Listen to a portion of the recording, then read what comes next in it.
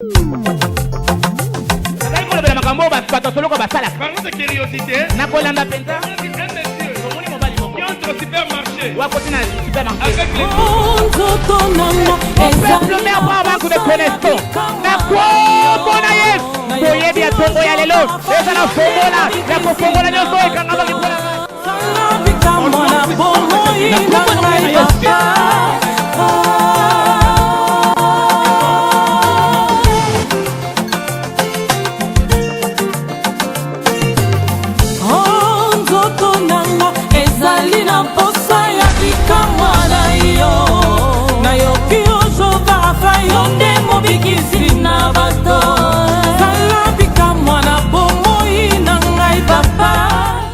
que le Seigneur vous bénisse.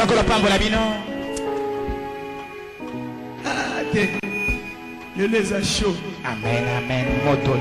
Soyez bénis au nom de Jésus. La grâce et le bonheur du Seigneur vous accompagne. Notre Dieu est au rendez-vous. Il est là comme le secours qui ne manque jamais dans la détresse. Bon dimanche. Merci papa. Le vrai problème. Le vrai problème. Bien-aimé dans le Seigneur. Même quand on fait les sports, surtout le sport de boxe, quand on a menacé adversaire, ma confiance est Kadin Zadi et l'embisayo moko mutozobun. Amen, amen, amen. Si on beti ma confiance belé na katia boxe, adversaire est bon que zoyer et zuyete. Au kati banzadi belé, au comme la pema. Amen. Barolinga mingi ma confiance na ye, ezwa cible. Yango moni ba yebisa adversaire boxeur abeta bitanga te. Aye bakao yazo sala. Seigneur n'a pas meli nguya bondoki na oesika na tumbi yango na kombo na Yesu Kristo. Amen, amen. Bandoki o baza ko opérer sikoyo na lakeli bango mabe au nom de Jésus. Na kombo na Yesu Kristo. Amen. Liwana nzambe kwela bango bisika baza par le nom puissant. Amen. Na kombo na nguya na Yesu Kristo. Amen. Je maudis les sorciers en œuvre maintenant. Na lakeli bandoki mabe bandoki bazo sala musala. Vous allez quoi agir ngapes qu'on a agi. Amen. Amen. Qui est le plus fort? Nana leki makasi. Mais oyazana biswa leki ya bino na makasi. Amen. Betela Yesu ngo maboko makasi. Amen, amen, amen, amen, amen, amen, amen. Amen. Comment on y est prié au le boko moko chez Nicolas? Tu es venu à l'église mais aussi le boko moko chez Nicolas. Pour nous ça. Matali on a la kiega mabe oyase matali. Amen. Alléluia. Amen. Comment tu viens à l'église, tu mets ta main là-bas? Oye ne keleze au le boko no tango likolo. Comment dégoût? Atoba ba bolembo. Comment kada pongi déjà? Oya lemba comment kada dégoût? Auti suka utala kiwa pa epe ba zuye ka facilement. Ako kada pongi position pongi déjà. Le boko ne c'est l'influence de Corona. Quand tu viens à l'église, il faut être prêt. Tango ye ne keleze bonga maka. Amen. Il faut à l'esprit supérieur. Amen. Molimo likolo. Amen. Ayena butu pa koti mais yo zanani. Alléluia. Ozana Yesu te. Ceux qui bandoki ba osakana no ozana Yesu te. Amen. Oyezo dominer likolo na yo. Lisumu ezo dominer likolo na yo. Yango na ko mo konzi na yo. Alléluia. So comme bandoki bazo longa likolo vino mo maser ba kosa yo te. Ozana lisumu. Alléluia. Zela mutu ezate ozana lisumu. Poso ki bongo te ngai me batokisanga mikolo nyonso. Poni ba ko kakate nazana lisumu te. Amen. Zala saint, zala boule. Au mona ba ko longa yo te. Amen. Papa na lembi masumu no de tika. Alléluia. C'est le péché qui favorise le diable. Masumu ndizo pesa makasi na satana. Toyo to moni mo Kristo mais vous avez mwasi musuna ba. Siko zo tu misangai. Papa na lalité. Mikolo ba pression liwe zo ya mingi. Ko mana basi ba tukaka yo. Ngai nde bo monela papa na lalité. Non, Dieu est merveilleux. C'est le temps de frapper au vrai problème. Il faut que le vrai problème soit frappé. Tout problème qui arrive dans la vie des gens, il y a trois origines. Bien-aimé dans le Seigneur, il y a trois origines. Jérémie chapitre 15, le verset 18. Pourquoi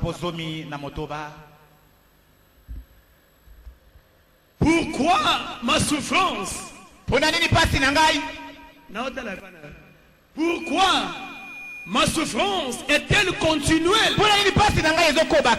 C'est C'est une question que tu te poses.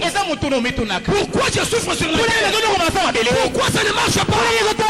Ma maladie s'attire. Ma pauvreté persiste. C'est une question que tout être humain se pose. Fais ou pas? Ou tu n'es pas humain. Tant que tu es humain, il y aura des questions. Pourquoi ma chômage? Jérémie 15, 18. Pourquoi ma souffrance est-elle continuelle? Il y a la pauvreté continuelle. Il y a la maladie continuelle. Il y a la souffrance continuelle. Il y a des blocages continuels. Il y a des échecs continuels. Mais il faut se poser la question. Pourquoi cette souffrance est continuelle? Pourquoi ma plaie est-elle douloureuse? Malgré tu souffres, ton plaie maintenant aussi est douloureuse. Quand ta plaie est douloureuse, la plaie douloureuse, quand tu penses à ta souffrance, car elle est abattue au-dedans de toi. Bien-aimé dans le Seigneur, l'homme ne supporte pas la souffrance. La nature humaine ne supporte pas la souffrance. L'homme aime que ça marche. L'homme fait qu'être sur la tête. Quand tout est bloqué, l'homme se pose la question. Peu n'importe où les rangs, peu n'importe où les travail. Jean-Baptiste, c'est lui qui nous a montré, c'est lui qui nous a amené la réponse. Isaac va poser la question à Abraham. Papa, voici le feu, voici le bois, où est l'agneau? On cherchait l'agneau, on ne voyait pas l'agneau, on ne connaissait pas l'agneau. Mais à passer des années, des siècles, Jean-Baptiste nous a dit, voici l'agneau de Dieu qui ôte tous les péchés du monde. C'est lui qui nous a montré la réponse d'Isaac sortie de la bouche de Jean-Baptiste. Maintenant, on ne va pas comprendre où est le Messie. C'est Jean qui nous a montré le Messie, voici. C'est lui qui ôte tous les péchés. C'est Jean qui nous a montré. Mais Jean dans la prison, Jean dans la souffrance, il a commencé à douter de Jésus. Il va envoyer ses apôtres. Il va poser la question à ce soi-disant Messie. Est-il le Messie? Devions-nous encore attendre le Messie? Qu'est-ce qui a poussé Jean à douter sur sa révélation? La souffrance. Bien-aimé dans le Seigneur, la promesse est pour toi. Ce n'est pas pour la souffrance. Il a été dit pour toi. Je connais les projets. Les projets que moi Dieu, je prépare pour toi. Le projet de paix, le nom de malheur. Pour te donner un devenir meilleur. Oh bien-aimé, pourquoi ma souffrance est-elle continue? Pourquoi je souffre? C'est une question que Jérémie a posée. Jérémie a posé. Alléluia. Pourquoi ma souffrance est-elle continue? Jérémie 15, 18. Pourquoi ma souffrance est-elle continue? Papa, nous avons passe. Ma maison Simbate. Tout est bloqué. Maladie, on est aussi cailloté. Batebele babangi nzambe na vie na bango mais sentiment diabolique elona makati na bango. Oh azana sentiment diabolique prière et côté sikazate. Alléluia. Amen amen amen amen. Je pensais que j'ai dit la vérité. Amen. Na kanisa na baki bosolo. Beaucoup déjà bazo penser bazana amour. On est amour de démon. Sentiment diabolique ezali possession. Amen koloka. Beaucoup pensent que bazana bolingo na famille, donc baza posséder na démon. Amen amen. Amen amen. Amen. Lui pense que c'est l'amour. La possession des démons. Les sentiments, c'est dans le sang. Alléluia. Amen. Tandis que Dieu nous a dit lesquels sont nés non de la volonté de la chair et du sang. En Jésus, ce n'est pas le problème des sang, le problème de la chair, c'est le problème spirituel. Mais quand il y a les sentiments, il y a déjà le problème dans le monde des ténèbres. Pourquoi ma souffrance? Amen, amen, amen, amen, amen, amen, amen. Jérémie 15, 18. Le verset 19 dit ceci. Dieu, serais-tu pour moi comme une source dont on n'est pas sûr? Jérémie va commencer à douter de Dieu à cause de la souffrance. Souffrance continuelle. Pourquoi on a l'occasion de pourquoi c'est une question qu'il faut se poser. Le problème est que tu ne touches pas au vrai problème. Là où tu touches, ce n'est pas le problème qu'il faut à la place qu'il fallait. Tu donnes la solution au faux problème. Mais le vrai problème, ta conscience, incorruptible, entre nous en face, qui t'arrive, est-ce que tu es en harmonie avec le Seigneur? Amen. Tiens, regarde le cœur. Amen.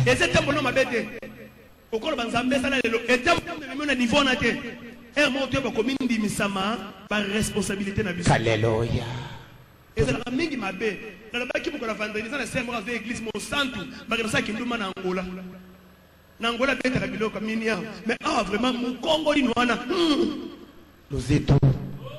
Mais Angola tchel boula. Wayo lisusu. Siko azu kana azu kisanga ezo solution za la raté. Na lubi nzambe usato za la raté. Zoka yenda yebe tambole mabe. Azu ko tungisa musali ya njama. Alléluia. La responsabilité. Mokumba. La responsabilité. Mokumba. Le vrai problème. Jérémie 15, 18 à 21. Pourquoi ma souffrance est-elle continuelle? Pourquoi ma plaie est-elle douloureuse? Serais-tu pour moi comme une source trompeuse, comme une eau qu'on n'est pas sûre? Ça, on peut dire à Dieu comme ça. On ne peut pas dire à Dieu que ça, comme on dirait Moutadout, non. J'ai parvenu de dire à Dieu comme ça. Okomi pona ngai mai oyo za sir na ngote. Okomi pona ngai lisiba moko to ebite soki ko simba. Zambe nazuluka yo te nzambe. Mais oza wapi? Zambe oza wapi? Eza kana yo pozo kanga. C'est donc cas. Seigneur oza la katoza la kate. Pourquoi na somo na passe? Papa ye bazo kende liboso. Na na émission païen ozo mona mbongo eza mbongo. Mingi bazalaki ba païen aw. Basimaki ba mbongo ebele. Ezaki mbongo te, mbongo kindumba. Mbonga ba shentemba. Amen. Yaba canal sono. Amen. Ba canal sono. Planète sono. Amen. Oui, bien frère. Merci beaucoup. Qu'on n'a pas mon frère. Bien aimé dans le Seigneur. Mbonga ba planète sono. Eza mbongo te. Eza diable a perçu yo pour que nous bébé célébasi. Amen. Oye pas na nkondo ko mbongo ya propre. Amen. Betela Yesu maboko makasi. Amen, amen. Tana benga mbongo. Oh na mukili na zalaki na mbongo. Osala ina mbongo wana. Tu as fait quoi avec cet argent? Ce n'est pas ça de l'argent. Les ambongotés, les années qui va salité, ma matière fécale. Dieu est merveilleux. Dieu est merveilleux. Croyez bien aimé. Nous sommes des chrétiens. Nous sommes des enfants de Dieu. Pourquoi la souffrance est-elle continuelle? Cette question mérite une réponse. Quand je continue ma lecture, Jérémie continue à dire ceci. Serais-tu pour moi une eau qu'on n'est pas sûr? C'est pourquoi ainsi parle l'Éternel. L'Éternel vient parler après Jérémie. C'est comme ça dans ta Bible. C'est pourquoi ainsi parle l'Éternel. C'est 19, merci beaucoup. On a commencé à 18, on descend. Maintenant, ainsi parle l'Éternel. L'Éternel va commencer à reprocher Jérémie. Jérémie, si tu ne sais pas de ce qui est vil et de ce qui est précieux, tu seras comme ma bouche. Cela veut dire, malgré Jérémie, Jérémie a aussi la malamu, a aussi la paix. Alléluia.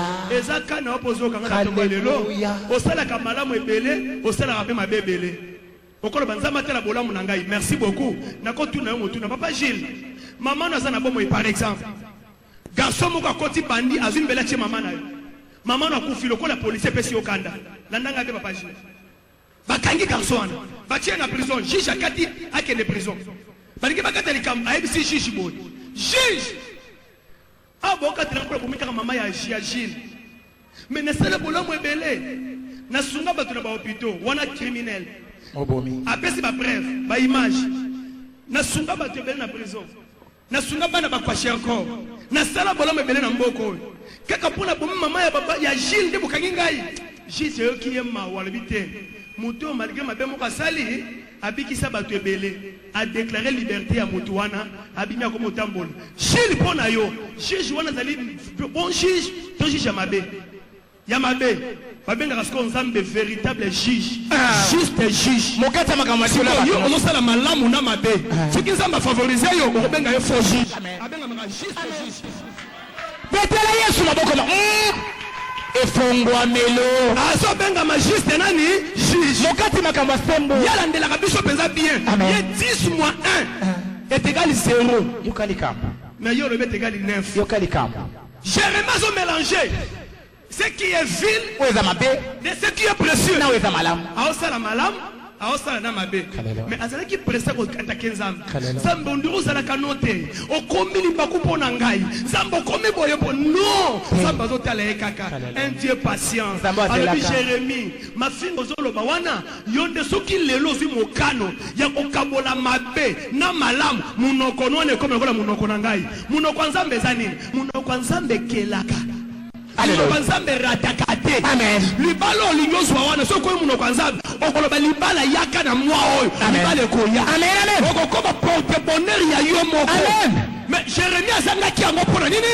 azosangisa betela Yesu maboko makasi papa nzambe amona yo nzambe amona yo azosangisa haleluya sangisa haleluya esani et pas nabiso et ça là quelque chose amen et ça là les cambo et pas nabiso qui sabili bomu haleluya balambi madeso batie matembele batie pinar batie bikalakasa batie mwamba batie fumbwa batie pondu batie avocat na kati batie banane plantain babakisi na manga soki mutu alie bongo aleki libumu amen makasi na mbango haleluya amen Jésus dit, si tu es ni froid, ni chaud, je te vomirai. Il y a trop de chrétiens qui sont ni froid, ni chaud. Jésus les vomit. Amen. Il y a quelqu'un qui a dit la vie, mais c'est pas sans aïe. Alléluia. Yesu n'a dit mon nimel à Est-ce qu'il y a un hôtel et Yesu? Vrai problème. Vrai problème. Yesu n'a dit la caillou. Elle tombe dans la prière maman Lili. Est-ce que c'est une la prière lelo? Premier amour. Premier amour. Il y a un démon qui est le ministre du gouvernement de Lucifer. Sa journée c'est le jeudi ou jeudi. Il travaille pour ramener les gens à régresser de la vie chrétienne. C'est le ministre du gouvernement de Lucifer. Il fait que là où tu avais commencé, tu régresses. Toute personne qui s'est régressée, tu es poussé vers la malédiction. Parce que la Bible dit, écoute ce que Jésus dit. C'est lui qui abandonne son travail et frère de celui qui détruit. Il dit encore, écoute la parole. Quand tu travailles, quand tu abandonnes, maudit soit celui qui fait l'œuvre de Dieu avec une négligence.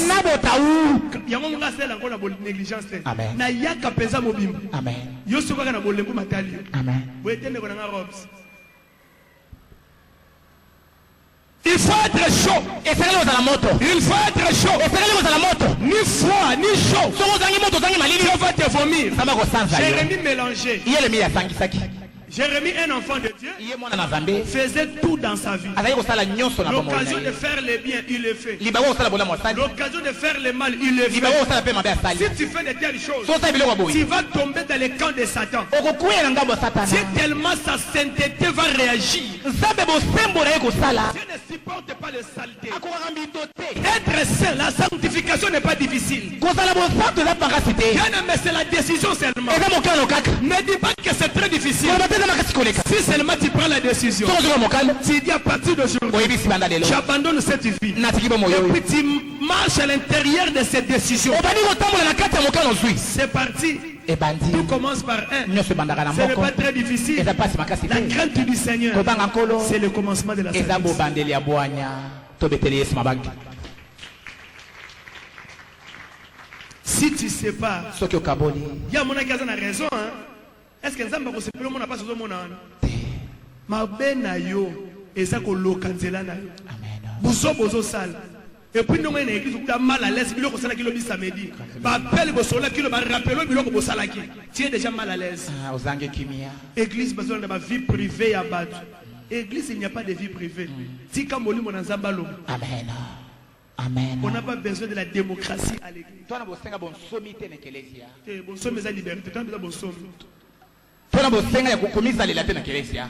Démocratie. Amen. Démocratie. Amen. Toi, on a besoin de démocratie dans l'église. Tona bosenga kozala démocrate te na ekelesia. Ya démocratie te na ekelesia. Alinga la démocratie, bokonza ya bato. Tous on a besoin de bokonza ya bato dans l'église. Tous on a besoin de bokonza ya njambi. Amen. Ndeza na kati ya église. Tous on a besoin de dictature dans l'église. Amen. Nga ja robelo ba nga ina lobby. Non, même nga. Na kopesa semence na nga na église te. Amen. Molimo na Nzambe dalo. Nyonso ya koloba nde tokosala. Amen. Oyo bino bokoloba ononga na koloba tozana besoin nango te. Amen. Toana besoin yende kolo musala loba na biso. Pourquoi ma plaie est-elle douloureuse? Pona ni potanga za pasi makasi. Pourquoi je souffre? Pona ni nazonyo kwama. Pourquoi ça ne marche pas? Pona ni zotambola te. C'est toi-même qui es à la base. Iyo ndo za moboko. Tu mélanges Ozosangisa. ce qui est précieux Oyo eza malamu et ce qui est vil. na oyo eza mabe. Avandi, à mon temps, on a passé à Sungi. Elle a prié, abonnez-lui, Zambé. Ah, ça là, où est Zamotouin? Amen. Zambé Sunga, Zambé Nazaya Yoe, 17h. Kosawapi? Oh, Nazaka, oko ya na place pour être au Bimamuke. Nazo ya sokoli mbango, azu parfait chou. Asali bola ma prière, a Sungi, bat yo na mbango. A qui reçoit ce qui est vil. Oyo eza mabe. Oh, tu comprends quelque part, de babibi. Apesti penzo tonae. Azo sala bolamu, azo sala pe mabe. Mais ça me ressemble à yoti. Hallelujah. Vrai problème. Likambo ya solo penza. Beaucoup de chrétiens bakoni eloko bien aimé. Amen. Azo sala bolam, azo sala pe mabe. Amen. De konangai. En Jésus, Katina il Yesu. faut avoir un renouvellement de l'intelligence. Eseye oyo mayela sika. Oyo mona kiamo précieuse lobby, mona mo salité. Amen. Betela Yesu maboko makasi. Merci papa. Mona mo salité. Merci. Oyo mona kezali tomba lobby bwaka. Amen.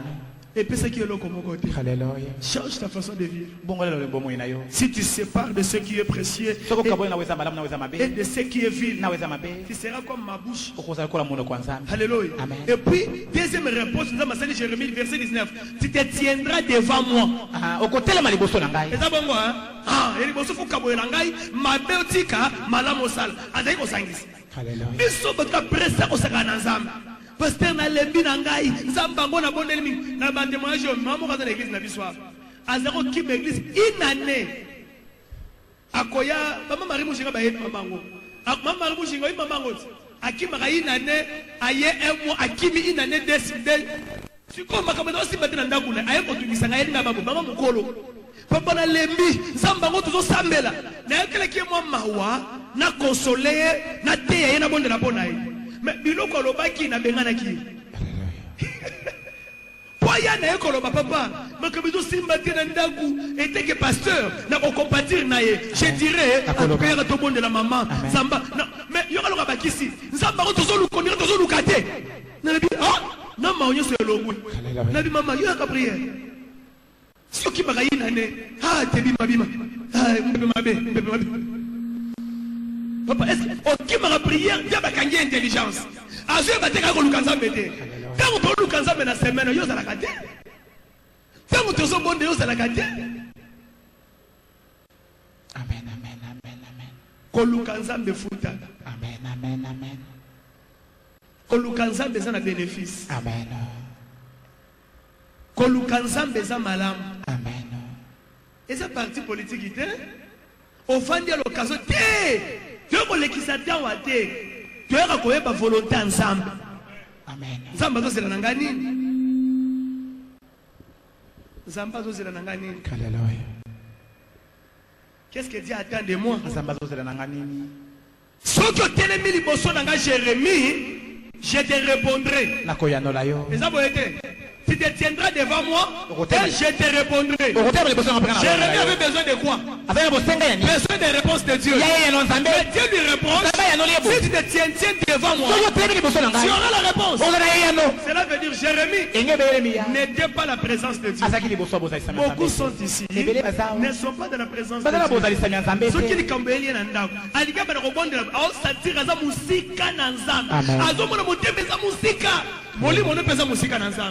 maintenant, cher Robert, pour mon expérience, au Benga à 5 heures, dans le bien de visiter, j'ai la présence de Dieu permanente. J'ai le sang permanent. Ma soumou soko sanya mo ebele au monde comme musique ensemble. Amen. Amen papa. Kazo atante na mona benga ka to zambeli misanga te. Na besoin confesser bon côté. Seigneur, ça la kata mo ndeko mardoché. Zambe bikisai. Amen. Na za prier à tout moment. Na bongo be tango nyos. Ce qui me soumet tali kaka pamba na moko na bongami. Seigneur limbi se miso tali. Je me purifie directement. Me purifie bala moko.